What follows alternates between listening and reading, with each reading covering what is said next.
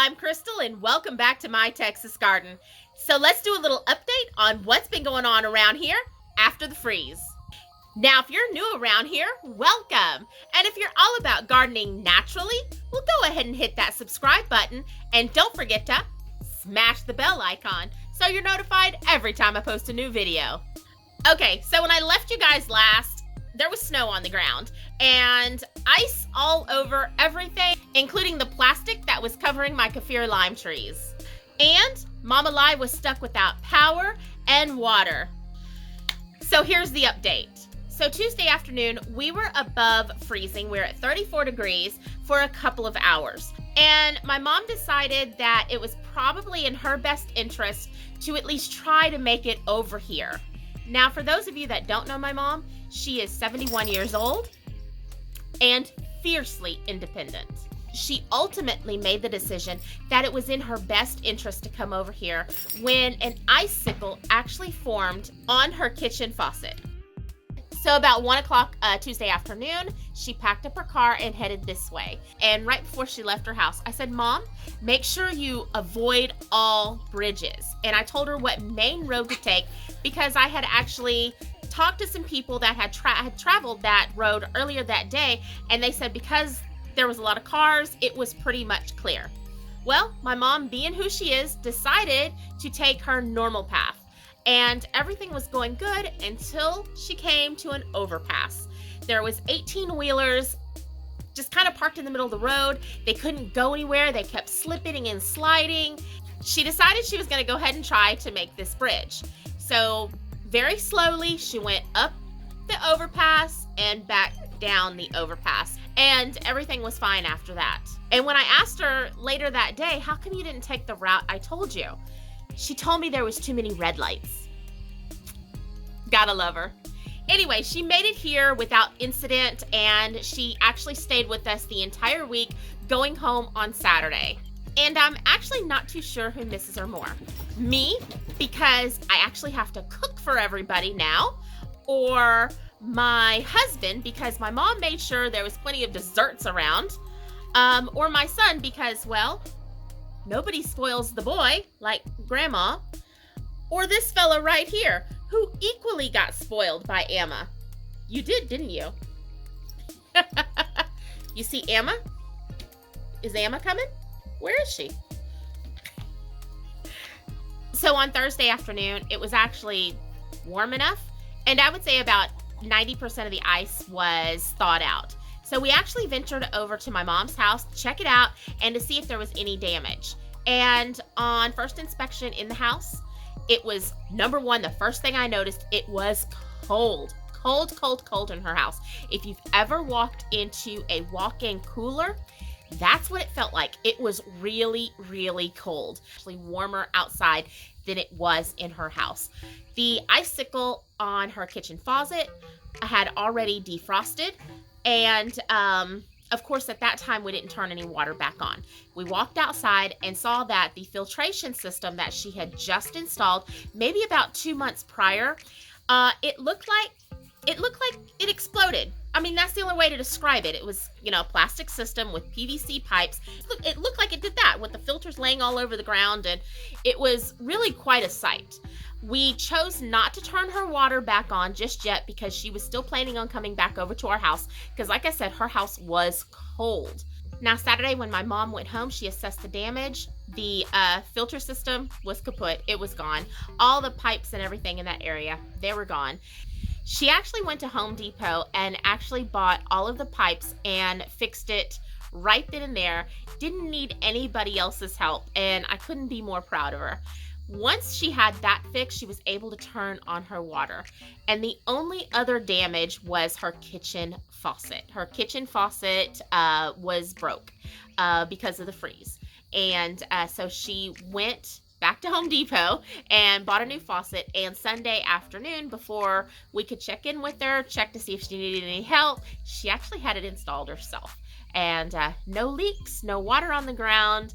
And again, couldn't be more proud of her. She's super proud of herself, and I'm proud of her too. I've never installed a kitchen faucet, but she did it, and I'm really proud of her.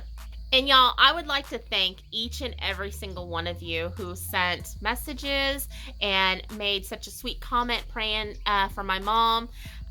It just meant a lot to me. And I actually read comments and messages to her, and it just warmed her heart. So thank you. Thank you, thank you, thank you so much.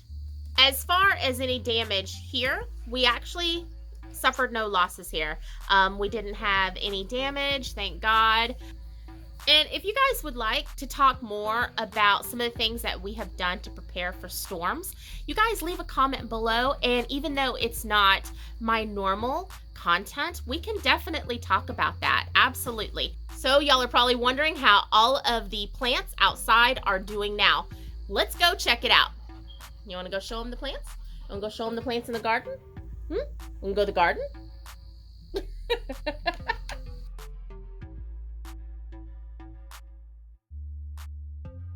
Now with the fig trees are fine. They're still dormant. We're starting to see some buds form on the tree. I'm really happy about that, and I don't believe we'll see any issues with those 2 trees dying off.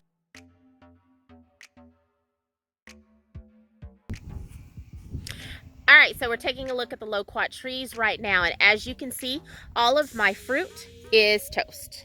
None of my fruit made it. I'll actually have to prune all of this off.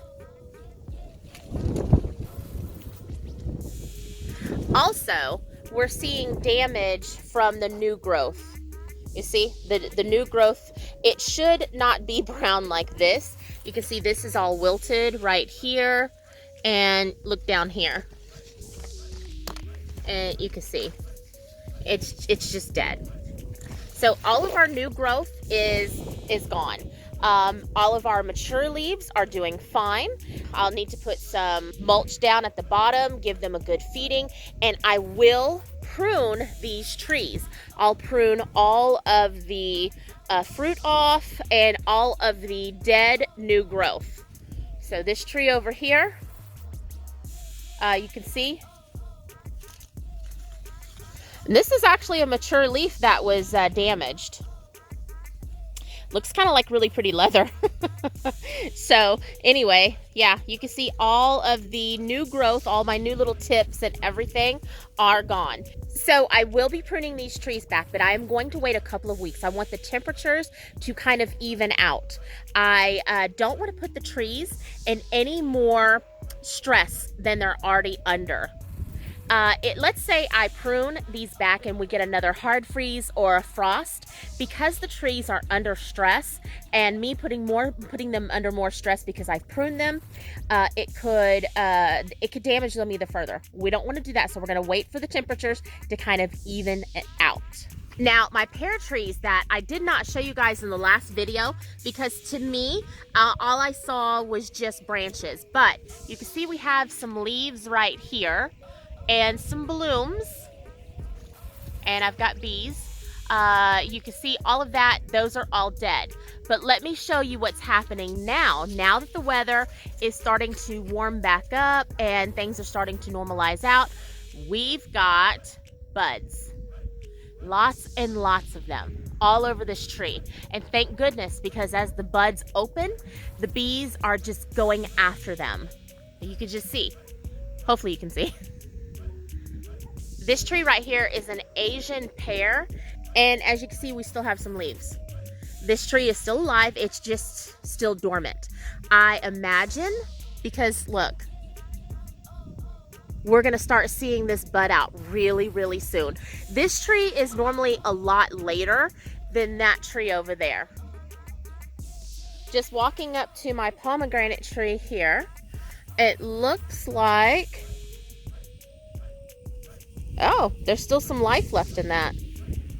I mean, at first glance, it still looks dead, and I think this branch is dead. Yeah. But some over here is not. I'll trim this off. I don't know. I don't know what to think of that. We'll see. We'll give it another couple of weeks. This right here is a orange tree.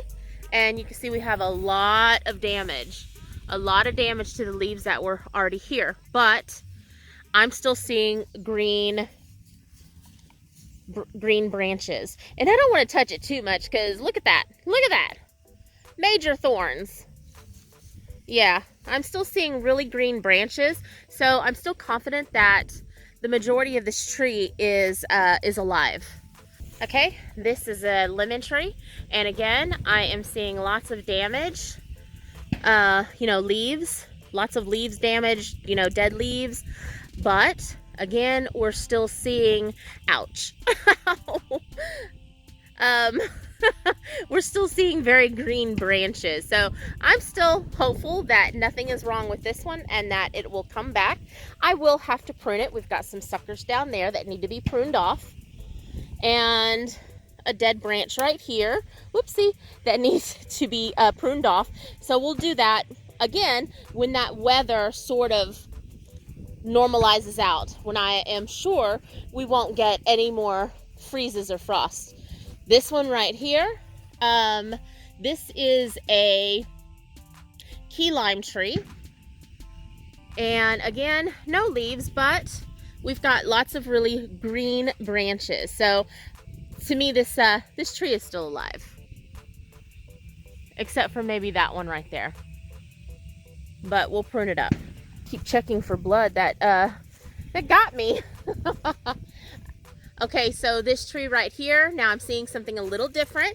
We've got some dead branches down here, dead branches, and I'm seeing some life over here mixed in with dead branches. So this tree might have taken a bigger hit than the other ones.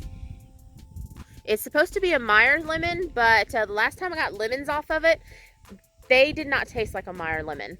Or they didn't look like it. They didn't taste like Meyer lemon, and they didn't look like it. So it's probably a mislabel from the nursery. This is another orange tree back here.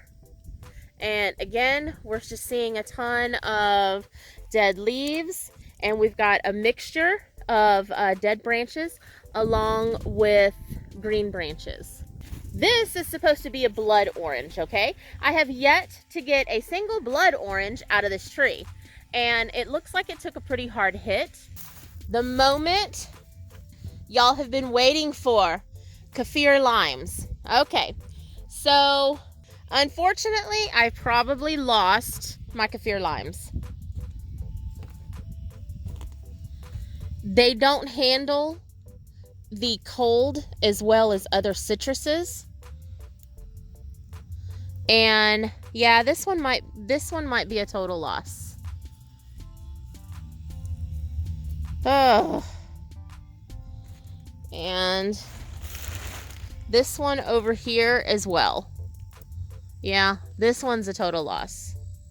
So all of my citrus looks okay except for my 2 kaffir lime trees, which I fear they're gone. Can anybody tell me what these are? I know what they are, but I want to see if y'all know what these 2 little plants are. Drop a comment down below. And one more thing before we go. I have heard a lot of people say that it is too late to start your peppers and your tomatoes and your eggplants. They say that our weather is gonna get too hot too fast and you won't get any sort of harvest. I am here to tell you that is not necessarily true. Does it get hot here in the summer? Yes. Will your plants stop producing? Yes. If their roots are not kept cool enough or moist enough. And how do we combat the roots getting too hot or getting too dry? We add mulch. Add mulch.